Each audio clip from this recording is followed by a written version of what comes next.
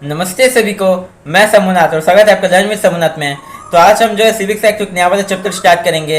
यह है popular struggles and movements. So popular struggles और मूवमेंट्स मतलब स्ट्रगल्स और मूवमेंट्स जो है लोग करते क्यों हैं। मतलब वो उसी टाइम करेंगे जिस टाइम कि उनको लगेगा कि मतलब उनका जो नीड्स है वो सब फुलफिल नहीं हो रहा है। वो जो गवर्नमेंट है उनका बात नहीं सुन रहा है, या फिर वो जो गवर्नमेंट है वो अकाउंटेबल नहीं है। मतलब ऐसे कुछ प्रॉब्लम होने से जो लोग अपना स्ट्रगल्स या फिर मूवमेंट्स करते हैं। या फिर जो है मतलब फॉर एग्जाम्पल किसी प्राइवेट इंडस्ट्रियलिस्ट के विरुद्ध भी जो है मतलब लोकल जो आदमी लोग हैं, मतलब लोकल जो सिटीजन्स लोग हैं, उन लोग जो प्रोटेस्ट करते हैं या फिर जो मूवमेंट करते हैं। तो आज हम पढ़ते हैं मतलब कुछ इसके कुछ इंपॉर्टेंट टॉपिक्स, मतलब कैसे कैसे तरीके के जो स्ट्रगल्स होते हैं, कैसे कैसे तरीके के मूवमेंट्स होते हैं, फिर कौन कौन से कंट्री में इसे किया गया था, इसे एक बार ऑरेंज पढ़ते हैं। तो पहले हम बात करते हैं पॉपुलर स्ट्रगल से नेपाल एंड बोलीविया। नेपाल और बोलीविया में जो है ज़्यादातर मतलब नेपाल में जैसे कि आप जानते हैं पहले तो मोनार्की था, ये रिसेंटली जो है डेमोक्रेसी एस्टेब्लिश हुआ है कुछ 2008-10 के टाइम जो है मतलब डेमोक्रेसी जो एस्टेब्लिश हुआ है। तो वहाँ पे हम पढ़ने वाले हैं कैसे करके जो मोनार्की को हटा के वहाँ पे डेमोक्रेसी का एस्टेब्लिशमेंट हुआ था। फिर बोलीविया में हम जो दूसरे एक चीज़ के बारे में बात करेंगे। वहाँ पे जो मतलब एक डेमोक्रेटिक गवर्नमेंट है, लेकिन वो कैसे वो लोग कैसे डेमोक्रेटिक गवर्नमेंट को किसी और के खिलाफ जो है मतलब किसी और के खिलाफ गवर्नमेंट के पास एक तो वो लोग अपना अपील करते हैं, मतलब उनको ये चीज़ चाहिए, उनको ये प्रॉब्लम हो रहा है, उनका ये सॉल्यूशन निकालो, ऐसे बोल के वो लोग जो अपील करते हैं अपने डेमोक्रेटिक गवर्नमेंट के सामने। इसके बारे में हम पढ़ते हैं। सबसे पहले हम बात करते हैं नेपाल का। सो नेपाल जैसे कि आप लोग जानते हैं कि एक मतलब एक बहुत ही एक्स्ट्राऑर्डिनरी पॉपुलर मूवमेंट जो है मतलब नेपाल में फैला था 2006 को अप्रैल के टाइम। सो नेपाल जो है जैसे कि आप लोग जानते हैं जो आपके मतलब डेमोक्रेसी मोनार्की था पहले से, लेकिन डेमोक्रेसी वहाँ पर सबसे पहले आया था 1990s के टाइम। ये जो मतलब धीरे धीरे करके हम लोग आगे बढ़ने वाले हैं, कैसे करके डेमोक्रेसी फिर मोनार्की फिर डेमोक्रेसी फिर मोनार्की ऐसे हुआ था नेपाल में। इससे पहले हम बात करते हैं जो थर्ड वेव कंट्रीज, यहाँ पे जो थर्ड वेव कंट्रीज बोल के एक वर्ड दिया गया है। जैसे थर्ड वेव कंट्रीज मतलब वो कंट्रीज जो से कि मतलब तीसरे जो लहर आया था डेमोक्रेसी का, उस टाइम जो इन लोग डेमोक्रेटिक बने, क्योंकि डेमोक्रेसी जो है फेज वाइज पूरे वर्ल्ड में फैला था। जैसे पहले वेव में जो आपका अमेरिका ब्रिटेन ऐसे कुछ कंट्रीज में आया था, फिर सेकंड वेव में और भी कुछ कंट्रीज में आया था, फिर उसके बाद थर्ड वेव के टाइम जो है नेपाल भी एक तो कंट्री था जहाँ पे कि डेमोक्रेसी एस्टेब्लिश हुआ था, और ये टाइम था 1990 के टाइम। उस टाइम जो है मतलब वो किंग जो फॉर्मली हेड रहा है आपका नेशन का, लेकिन जो है डेमोक्रेटिकली वो कंट्री रन होने लगा। जैसे कि हम लोग इंडिया का एग्जांपल ले सकते हैं। वहाँ पे क्या होता है कि जो मतलब जो प्रेसिडेंट जो है वो हेड ऑफ द कंट्री है, लेकिन वो रूल कौन करता है, प्राइम मिनिस्टर। और प्राइम मिनिस्टर किसके तहत रूल करता है, आपका कॉन्स्टिट्यूशन के तहत। सो ऐसे करके जो है वहाँ पे जो है मतलब किंग जो है अपना ये हेड ऑफ द स्टेट रहा फॉर्मली, मतलब पेन एंड पेपर में वो जो हेड ऑफ द स्टेट रहा, लेकिन वो मतलब असली जो रूल हो रहा था वो मतलब प्राइम मिनिस्टर चला रहा था। और ये जो एक तो कॉन्स्टिट्यूशन के अंदर हुआ था, मतलब आप कह सकते हैं एक तो डेमोक्रेटिक सिस्टम में आ गया था जहाँ पे कि आप लोग अपना रिप्रेजेंटेटिव्स को इलेक्ट कर सकते हैं।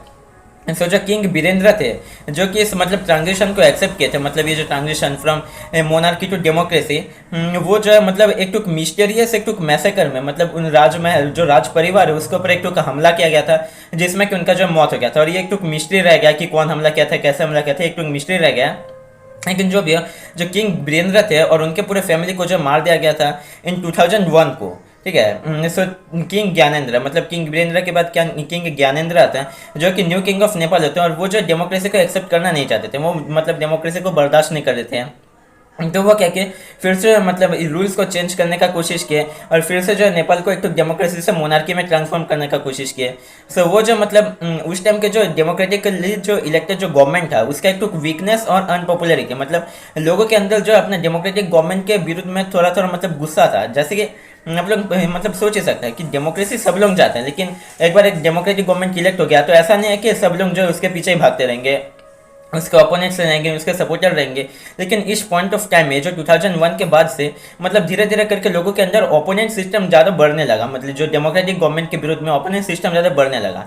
तो इसका जो है किंग ज्ञानेंद्र फायदा उठाया, और वो जो फिर से जो नेपाल में फिर से मोनार्की एस्टेब्लिश करवा दिए, फिर से जो राजा का रूल होना स्टार्ट हो गया। तो ये जो किंग ज्ञानेंद्र थे ये जो मतलब अपना डेमोक्रेसी को हटा देते हैं, और फिर उसके बाद मतलब फरवरी 2005 के टाइम में डेमोक्रेसी को हटा देते हैं, मतलब प्राइम मिनिस्टर को जो हटा देते हैं, और फिर से जो नेपाल में मोनार्की एस्टेब्लिश कर देते हैं। तो उसके बाद जो 2006 का जो मतलब जो मूवमेंट हुआ, जैसे कि मैंने पहले आपको बताया जो नेपाल में मूवमेंट हुआ था 2006 का, उसका एम ये था कि जो मतलब popular support against the monarchy, मतलब मोनार्की के विरुद्ध में जो एक तो पॉपुलर सपोर्ट जागना चाहिए। वैसे करके जो नेपाल के लोगों ने एक तो मूवमेंट स्टार्ट किया। इसमें जो हर एक जो मेजर पॉलिटिकल पार्टीज थे जिनको कि हम लोग 7 पार्टी अलायंस बोलते थे, मतलब वहाँ पे 7 जो मेजर पार्टीज थे तो उनको मिला के जो एक 7 पार्टी अलायंस बना था। उसके बाद जो मतलब उन लोग एक 4 दिन का स्ट्राइक बुलाते हैं काठमांडू में। काठमांडू जो है नेपाल का कैपिटल है, जैसे कि आप जानते ही होंगे। तो उसमें क्या होता है कि इसमें मतलब बहुत सारे दूसरे तरीके के लोग भी, जैसे कि आपके फेडरेशंस हो गए, जो आपके टीचर्स फेडरेशन, डॉक्टर्स फेडरेशन, आपके फार्मर्स फेडरेशन, इवन जो माओविस्ट लोग जो थे, जिन लोगों के मतलब डेमोक्रेटिक गवर्नमेंट के ऊपर भरोसा नहीं रखते, जिन लोगों के डेमोक्रेटिक गवर्नमेंट को विरोध करते हैं, जो माओवादी जिनको हम लोग कहते हैं, तो या फिर जो नक्सलिट से जिनको हम कहते हैं, उन लोग भी जो इस रैली में मतलब घुसे, उन लोग भी जो इसमें अपना योगदान दिए। ऐसे करके जो है मोनार्की के विरुद्ध में बहुत ही ज़्यादा मतलब लोग भड़क गए, बहुत ही ज़्यादा विरोध करने लगे। सो जो सिक्योरिटी गार्ड्स लोग थे, इन लोग मतलब बहुत ही ज़्यादा इम्पॉसिबल फान करे थे अपने आप को। ये जो हर दिन 1 लाख 2 लाख 3 लाख करके जो है मतलब लोग यहाँ पे ज्वाइन करने लगे, और उनका नंबर फिर बढ़ने भी लग रहा था। हर दिन के साथ वो उनका जो नंबर है वो फिर बढ़ने भी लग रहा था। ऐसे करके धीरे धीरे ये वाला क्या हुआ कि मतलब 21 अप्रैल के टाइम ये वाला 5 लाख हो चुका था। मतलब ये जो मूवमेंट है ये वाला चलता रहा, और ये 21 अप्रैल के टाइम ये संख्या जो है 5 लाख में पहुंच गया। तो इसके बाद क्या हुआ कि जो लीडर्स ऑफ द रिजेक्टेड थे हाफ हार्टेड कॉन्सेशंस, मतलब जो किंग थे वो जो एक तो हाफ हार्टेड कॉन्सेशंस किया, मतलब आधा पावर तुम्हारा आधा पावर मेरा, मतलब एक तो एक तरीके का जुआ खेलने के जैसे। तुम लोग जो मतलब तुम लोग थोड़ा पावर ले लो, मैं थोड़ा पावर ले लूंगा, किसी का अगर कुछ डिसॉल्व हो गया तो मैं रूल करूंगा। ऐसे करके जो हाफ हार्टेड जो कॉन्सेशंस करने लगे, इससे से लोग मतलब खुश नहीं थे, उन लोग जो इसका विरोध करने लगे। और फिर उसके बाद 24 अप्रैल 2006 को last day of the ultimatum, मतलब उन लोग तो अल्टीमेटम रखे थे कि तुम लोग ये जो फिर से डेमोक्रेसी को एस्टेब्लिश करो, और सेल्फ मतलब उनको कुछ एक तो अल्टीमेटम दिए होंगे, उसके बारे में यहाँ पे मेंशन नहीं है। इससे जो अल्टीमेटम दिए थे, उसके बाद जो ये किंग जो मतलब कॉन्सीड करने के लिए फोर्स हो गया। 3 डिमांड्स था उन ये जो एसपीएम मूवमेंट्स का। सो ये 24 अप्रैल 2006 को किंग जो मतलब 3 डिमांड्स को कॉन्सिड करने के लिए मजबूर हो गया। तो जो एसपी और जो एसपी लोग जो है गिरिजा प्रसाद कोइराला को अपना नया प्राइम मिनिस्टर बोल के घोषित कर दिया। और उसके साथ ये जो पॉलिटिकल पार्टीज और जो माओविस्ट, जिन लोगों के मतलब डेमोक्रेसी को बिलीव करते हैं, जिन लोगों की डेमोक्रेसी को बिलीव नहीं करते, ये लोग मिलकर एक तो मतलब बॉन्डिंग बनाए, इन लोग मिलकर एक तो कोalition किए, जिसमें कि क्या हुआ कि जो मतलब एक तो न्यू कॉन्स्टिट्यूशनल असेंबली, जो मतलब जिन लोग कॉन्स्टिट्यूशन रखते, जैसे कि इंडिया का भी एक तो कॉन्स्टिट्यूंट असेंबली था, ऐसे करके इन लोग एक तो कॉन्स्टिट्यूंट असेंबली को फॉर्म करते हैं। और फिर उसके बाद 2015 को इन लोग एक तो न्यू कॉन्स्टिट्यूशन को एडॉप्ट करते हैं। तो ये जो नेपाली लोगों का जो स्ट्रगल था, एक तो इंस्पिरेशन था Democrats all over the world, मतलब जिन लोग डेमोक्रेसी को सपोर्ट करते हैं पूरे दुनिया भर में, उन लोगों के लिए एक तो इंस्पिरेशन का बात है। कैसे करके जो एक तो मतलब डेमोक्रेसी एस्टेब्लिश हुआ था, फिर उसे डी एस्टेब्लिश कर दिया गया, फिर उसके बाद कैसे मतलब एक तो पॉपुलर सपोर्ट के तहत जो है ज़्यादा वायलेंस भी यहाँ पे स्प्रेड नहीं हुआ था, एक तो पॉपुलर सपोर्ट के तहत कैसे करके फिर से जो है डेमोक्रेसी को एस्टेब्लिश किया गया। इसके बारे में जो है मतलब पूरे वर्ल्ड को इससे इंस्पिरेशन लेना चाहिए। सभी हम बात करते हैं बॉलीवियाज वाटर वार का। बॉलीविया जैसे कि हम लोग मतलब पहले के क्लास में 9 चैप्टर में हम लोग फर्स्ट चैप्टर में 9 क्लास के हम लोग फर्स्ट चैप्टर में पढ़े थे पोलैंड और नेपाल, मतलब पोलैंड के बारे में, और आज हम पढ़े नेपाल के बारे में। सो ये दोनों में कॉमन क्या है कि यहाँ पे जो है मतलब डेमोक्रेसी को एस्टेब्लिश करने का बात किया जा रहा है। तो अभी हम बात करते हैं बॉलीविया का, जो कि ऑलरेडी एक तो मतलब डेमोक्रेटिक कंट्री था, लेकिन उसमें लोगों को क्या जरूरत पड़ा कि जो है मतलब गवर्नमेंट के खिलाफ उनको जाना पड़ा, गवर्नमेंट के खिलाफ उनको मतलब मूवमेंट या फिर स्ट्रगल उनको करना पड़ा।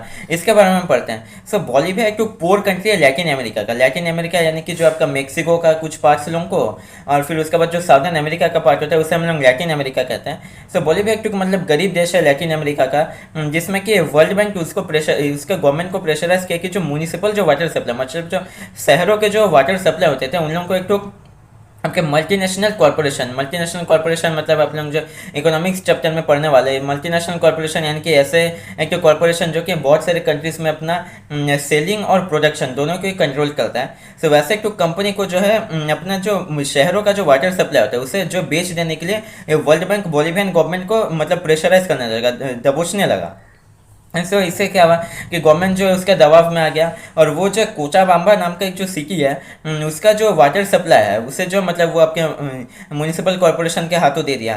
तो जो कंपनी है मतलब इमीडिएटली जो है वाटर का प्राइस को बढ़ा दिया। वाटर का बिल जो कि मतलब यहाँ पे एक तो एवरेज डेली इनकम, एवरेज जो मंथली इनकम है यहाँ पे दिया गया ₹5,000 पर मंथ। ये कि 2000 का बात है, मतलब 2000 के मसीहा का बात है।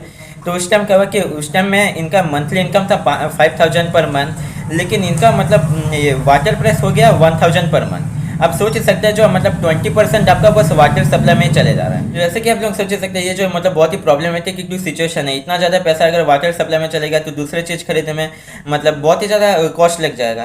तो इससे क्या हुआ कि जनवरी 2000 के टाइम एक नया अलायंस फॉर्म हुआ, लेबर, ह्यूमन राइट्स और कम्युनिटी लीडर्स ऑर्गेनाइज ने मतलब इन तीनों ने मिलकर एक अलायंस फॉर्म किया और इन्होंने एक जो सक्सेसफुल 4 जनरल स्ट्राइक किया अपने सिटी में। और ये जो एक सक्सेसफुल रहा, मतलब इसमें जो है ये 4 स्ट्राइक के अंदर उनको बहुत ज़्यादा सक्सेस भी मिला।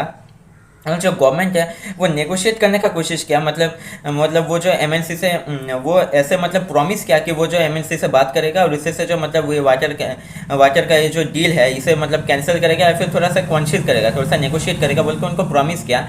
और ये वाला मूवमेंट जो कॉल ऑफ कर दिया गया। लेकिन फिर देखा गया कि क्या हुआ कि ये फिर से मतलब ज़्यादा कुछ फ़ायदा हुआ नहीं। तो फिर से जब ये लोग मतलब प्रोटेस्ट करने के लिए उतरे, क्योंकि मतलब गवर्नमेंट प्रॉमिस किए थे लेकिन ज़्यादा कुछ निकला नहीं।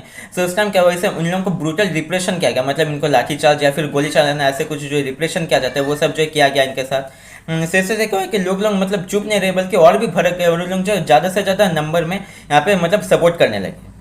इससे क्या हुआ कि धीरे धीरे मतलब गवर्नमेंट को अपने लोगों से ही प्रेशर झेलना पड़ा। और इससे से धीरे धीरे करके क्या हुआ कि एमएनसी से जो है मतलब इसका कैंसिल कर दिया गया, ये जो डील किया गया था ये म्यूनिसिपल वाटर सप्लाई की, इसे जो है कैंसिल कर दिया गया। सो आज का वीडियो ये पे ख़त्म करते हैं, मिलते हैं अगले वीडियो में, तब तक के लिए धन्यवाद।